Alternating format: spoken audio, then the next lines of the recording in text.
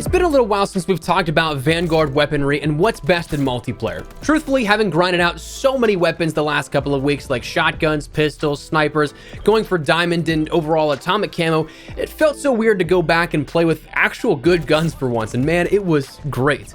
Today, I want to take a look at some of the best weapons in Vanguard that you should be using for the Season 1 Reloaded or mid-season meta, if you want to call it that, so that you can do as best as possible with the arsenal at your disposal.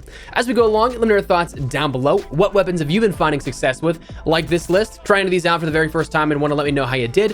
Whatever the case, feel free to drop your thoughts down below. But if you enjoyed the video, do me a favor, drop a like on the video, and of course, if you are new to the channel, hit that subscribe button so you don't miss a single thing running all things Vanguard, Warzone, and anything COD related. We're on the road to 500,000 subscribers here on the channel this year, so if you guys are part of that nearly 70% of viewers who are not subscribed and you'd like to help us out on that journey, I'd love to have you. That said, firstly, I want to start out with one that has probably shaken up the meta the most here in regards to this, is the new edition of the Weld Gun. Now, for those that don't have the Weld Gun unlocked, it is available via challenge and organic unlock by getting 10 kills with an SMG while aiming down sights in 15 different matches. To my knowledge, those have to be completed matches, or you can end up getting it in the shop bundle that came along with it, which, if you guys are interested in that and you'd like to help support the channel a little further, you can use creator code Espresso if you pick that up, though it's entirely optional. Never feel pressure to do so. But the Weld Gun is a weapon that is, in its real life counterpart, something that has found success as an SMG and as a rifle. That's echoed here within Vanguard. You can play building it out for an SMG or play building it out for a rifle.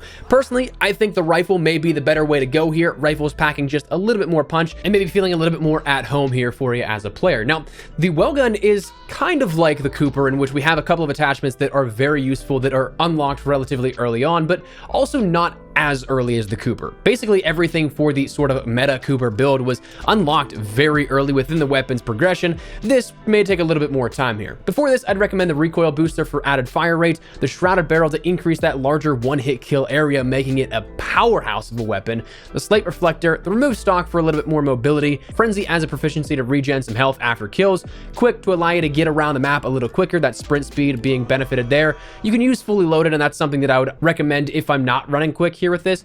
Polymer grip, though, for the flinch resistance and accuracy, the 64 round mag, the 45-48 round mag adding damage is something that I would definitely consider, but it may not feel as natural to you. Then lengthened, which again is a nice thing, it's the second unlock for the ammo type, and the SMLE pistol grip. Try it out, definitely think that you'll have some success here at this. But that was the new weapon introduced with the mid-season update. Whether or not it's the #1 best gun in Vanguard right now, still need a little bit more playtime to end up fully deciphering that, but it is dang good.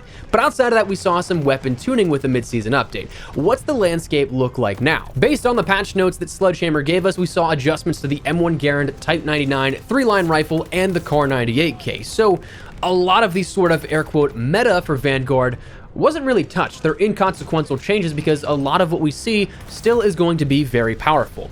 Now, for me, the next best weapon here that I want to talk about is the Cooper Carbine. Now, the Cooper has been the sort of reliable since its introduction with Season 1, and we've talked about this build beforehand, but I still firmly stand by it. For me, it's that cord muzzle brake for added accuracy, the Cooper custom barrel, which adds fire rate, but also is incredibly controllable, the slate reflector, the Cooper custom padded stock, vital as a proficiency to increase that crit area, fully loaded, the polymer grip, the 45 round magazine for that added damage, and you don't really need to reload a whole ton. Still on top of that, it's more than enough to get the job done, especially in MP, lengthened, and then the hand stop. I love this build, and it's something that I highly would recommend. Outside of that, the Automaton is another weapon that is just phenomenal here, if you ask me. And we've talked about this one before as well. This, you're gonna kind of build it so that it's a laser pointer. The recoil is incredibly controllable whenever you have this kitted out properly, and you'll be able to beam players across the map with some slight control on your end, pulling down on that right thumbstick.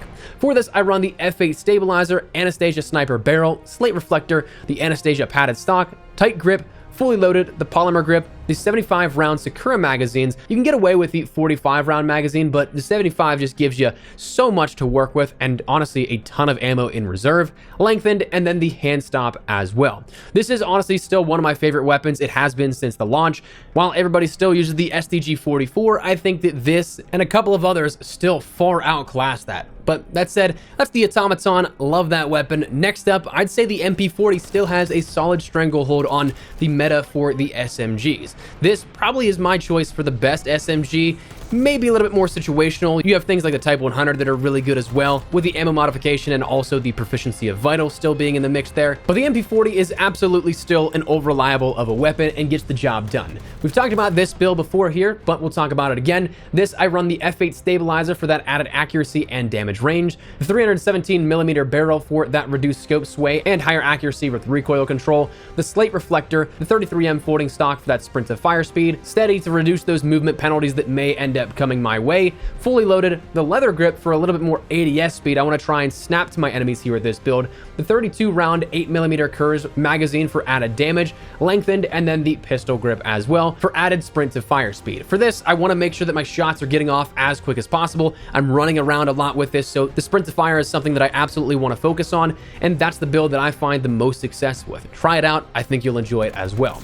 Then, talking rifles once again here, another weapon that I think is kind of unsung and is something that I think beats out that air quote meta of the STG that you'll see a lot of people running is the NZ41. This one has been one of my favorites since launch, and ranking it up is honestly such a blast. For this, it might seem a little bit weird in some aspects, but I run the F8 stabilizer, the 360mm barrel, the slate reflector, the Orb Weaver E-Pack, Frenzy as a proficiency, fully loaded as a kit, the polymer grip, lengthened, no magazine because we end up seeing that there is no real benefit here to it. You're going to sacrifice ammo if you want something that doesn't sacrifice damage in the magazine. So it's just something that I find success with without a magazine. And then the Carver foregrip.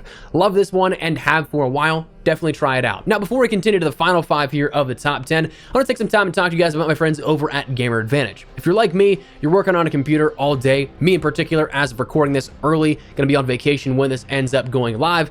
I've been staring at my monitor for 12, 14, 16 hours a day, prepping all this week of content that I'll be away with. But whatever the case, you may feel the effects of blue light if you're looking at a screen often. That's something that, for those that are unaware, can be linked commonly to things like eye strain, changes in your sleeping pattern, and other irritations, all the way to long-term things like blurry vision and deterioration of your vision over time. Obviously, we all want to avoid that, and Gamer Advantage does a phenomenal job at protecting your eyes. They are, without a doubt in my mind, the best blue light glasses company on the market.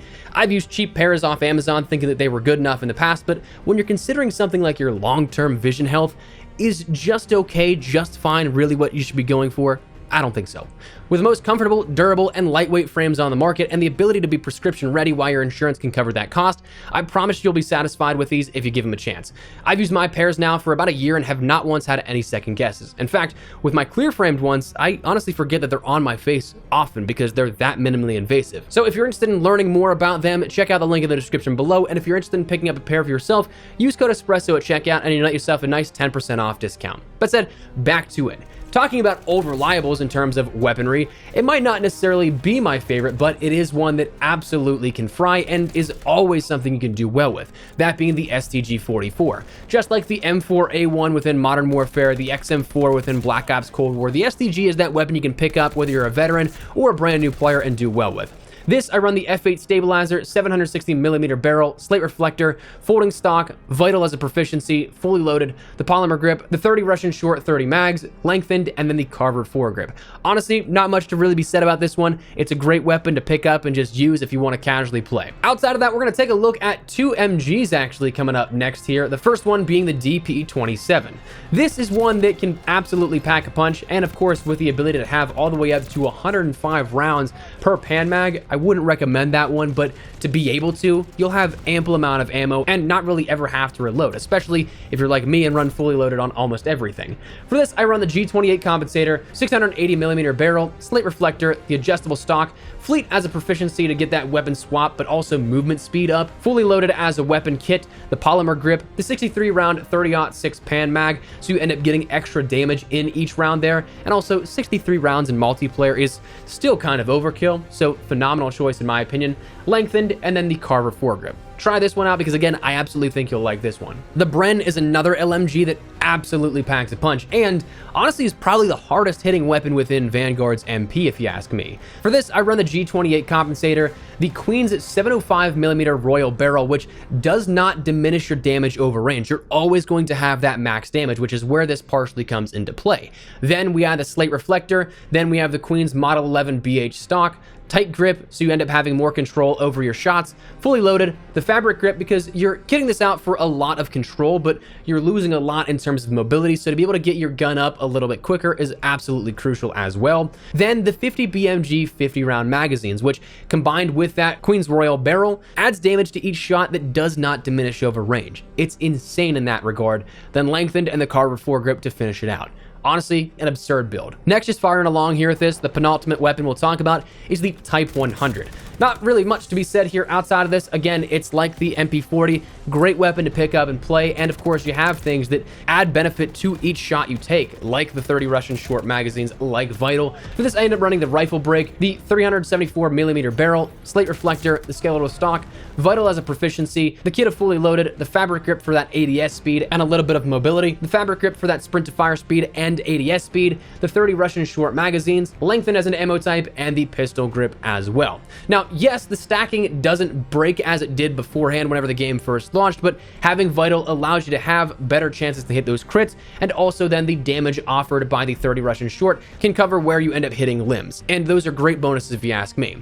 The final weapon we'll talk about is that of the bar. Another over-reliable here with this, but it still, just like the Bren, packs an insane punch. For this, I run the cord muzzle brake, the 27-inch barrel. We've talked about the differences between the 27 and the 30-inch barrel. I just don't like losing that movement speed, and I like the damage range the 27-inch gives me.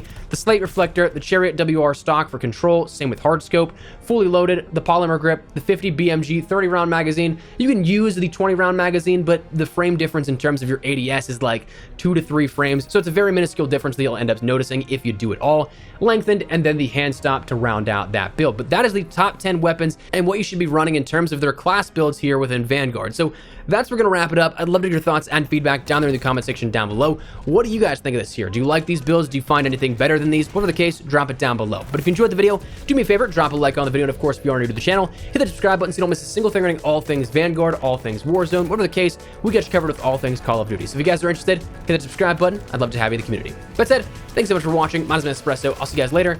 Take care and peace.